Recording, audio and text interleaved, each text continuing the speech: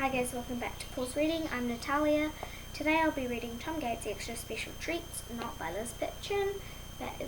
And feel free to read along. Chapter 6, An Extra Unexpected Break Time. It feels a lot colder inside the school than it does outside now. I'm sure it's not my imagination. Mr. Fullerman is about to start the class when he says, "I think the heating's gone off. That's not good." He tells us this just as Mrs. Mumble interrupts him with an emergency announcement over the loudspeaker. "Hello, everyone." "Hello, Mrs. Mumble," we all say back, which is a bit odd when Mrs. Mumble's not even in the same room. You might have noticed it's got a lot colder in the school. We're having a few problems with the heating. Our wonderful caretaker Stan is trying his best to fix it, but if the snow gets any worse, we'll have to crackle.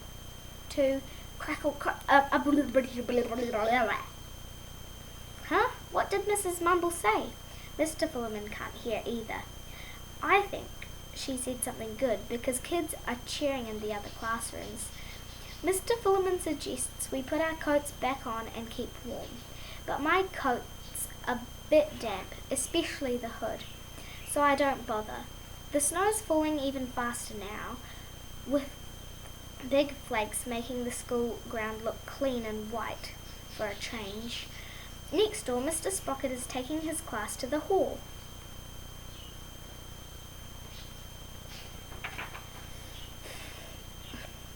"We might have to leave school early today. We're going to wait in the hall as it's warmer there," he tells Mr. Fullerman, so he knows what's going on. Mr. Fullerman thinks it's a good idea to follow them too. Norman's jumping up and down, and the kids are in the class already getting excited. "Snow break! Yay!" All I heard was Mr. Sprocket saying, "Leave school early." I didn't hear anything else after that. Amy always knows what's happening, so I follow her. Norman's causing chaos by pretending to throw non-existent snowballs at everyone, until Mr. Fullerman stops him. Enough. We head to the hall. Caretaker Stan has turned on some emergency heaters, which are working nicely. Mr. Fullerman says we should all get our reading books and sit quietly while we're waiting, which is another thing I forgot. Ugh. Most of the school is stuffed into the hall, so it's almost too warm now. Outside, the snow is really coming down thick and fast when Mr. Keene joins us and gets our attention. "I have some bad news," he says.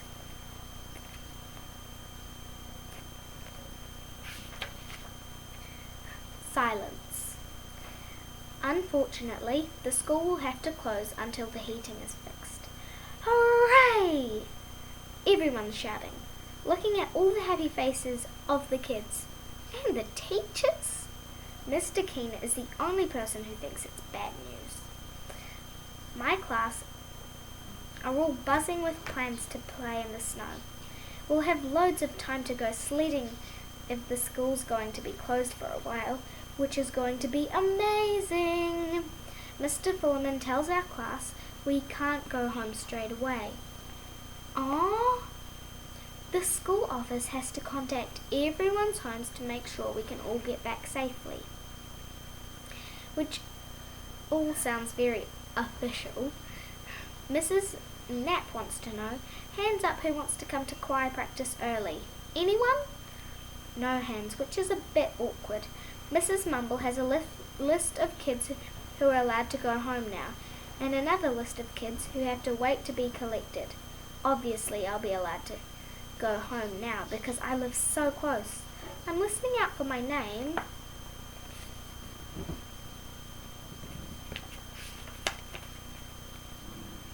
Which doesn't get called. I have to wait for my dad to come and pick me up, which is annoying. Shame. At least Derek said he'll wait with me, so I won't be waiting on my own. We only live down the road, so Dad will get here quickly. I'm sure. I hope so. Marcus is standing by the heater and hogging all warmth. I'm allowed to because I have a star pupil badge, he says, which is not true. Then he adds, I have a new super sledge waiting for me at home. You've got a super sledge? Mark Clump overhears him and is impressed. Yes, it's super fast too. Bring it to the park tomorrow and show us, I suggest. Then Solid comes over and says bye. And that he'll see us at the park tomorrow. He's going back to Marcus Clump's house. Marcus says, I'm going straight home. Good for you, Marcus. I wouldn't want to get snowed in at someone else's house. That'd be a nightmare, he says. Who for, I wonder?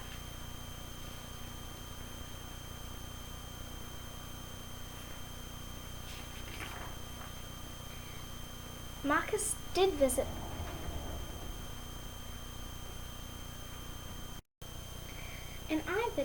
and I visited his house, but only by accident. This is what happened. I was in the same class as Marcus in little school, and his mum asked my mum if I'd like to play at his house after school. My mum said I'd love to. I didn't really have a choice. Mum took me to see Marcus, and the next day, and he opened the front door and just stared at me like I was a martyr. Then he shouted, Mum, this is not the Tom I wanted, the other Tom to come over. He's the wrong Tom. I didn't even know there was another boy called Tom in our school. Neither did Marcus's mum, apparently. In the end, Marcus said, make do with me. You might as well come in. Which wasn't exactly a good start to our fun play date. His mum was really sorry about getting the two Toms mixed up. She was extra nice to me and kept reminding Marcus that I was a guest. Marcus, let Tom choose first. He's your guest. Thanks, Mrs. Meldrew. I choose this cake. It drove Marcus crazy. I enjoyed myself more than I thought I was going to.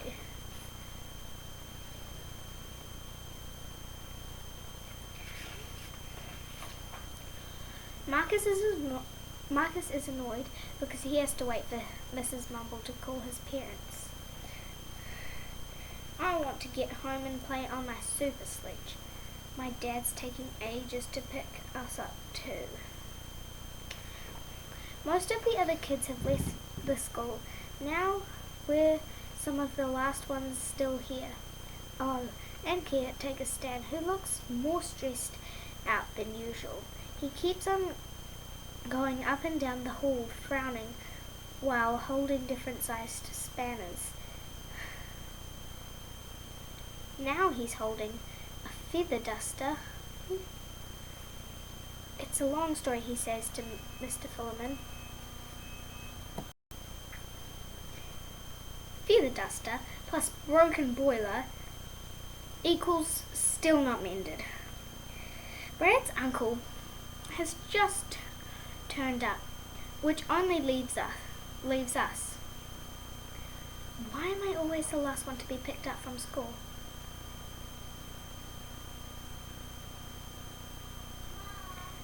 Are you sure your dad is coming for you? Derek asks. Yes, I'm sure. I'm not totally sure. Eventually, my dad turns up wearing some weird snow boots and something on his head. I think Granny Mavis knitted him. At last, I tell him, putting on my damp, thin coat.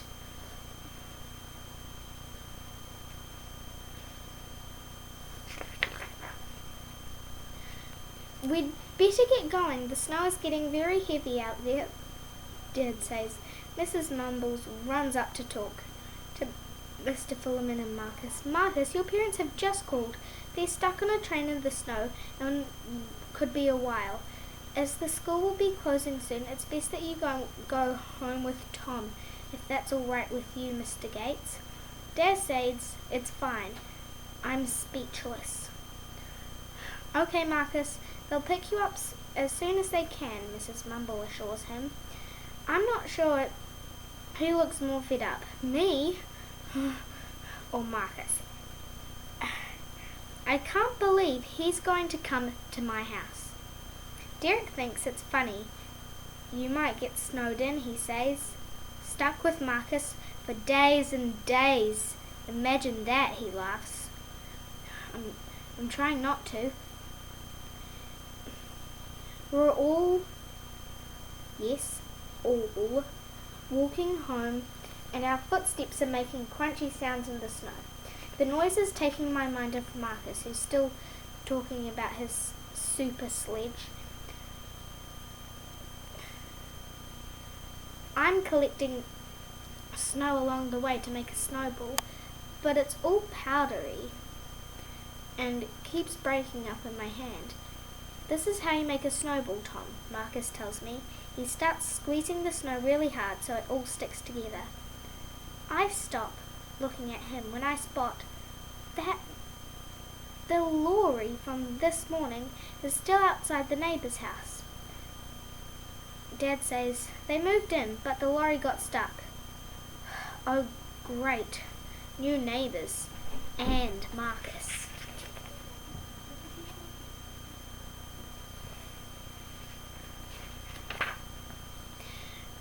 I ask Dad, I ask Dad who the new neighbours are. Dad tells me, you'll meet them soon, I'm sure. Marcus sees the snowball in my hand. You'd better not throw that at me. I'm your guest. Then Dad says, don't throw it at me either. I'm your dad. As he goes into the house. It's tempting, but I resist. Derek throws his snowball at a small tree, which makes all the snow fall off from the branches. Nice shot, I say, and Derek says, let's meet up tomorrow, and good luck today. Thanks, Derek, I say. I'll need it with Marcus. I decide to check my snowball at the side of the lorry. There's a big O on the side, so I aim for that. The snowball makes a nice duff sound. Removal van Ltd. And that's when I realize someone's inside. I run to the front door when Marcus decides to lob a snowball at me. I duck. The snowball flies over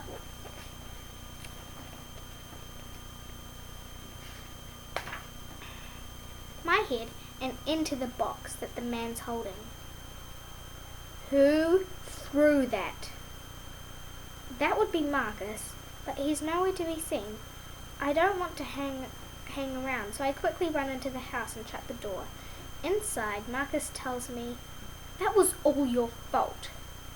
How do you work that one out, Marcus? I wonder. You shouldn't have ducked, he tells me. I really hope his mum and dad don't take too long to come and get him. Ugh. That is the end of chapter 6. And thanks for watching. If you really like this video, press the like button. And if you want to be updated on the new books and chapters, press the subscribe button. Thank you.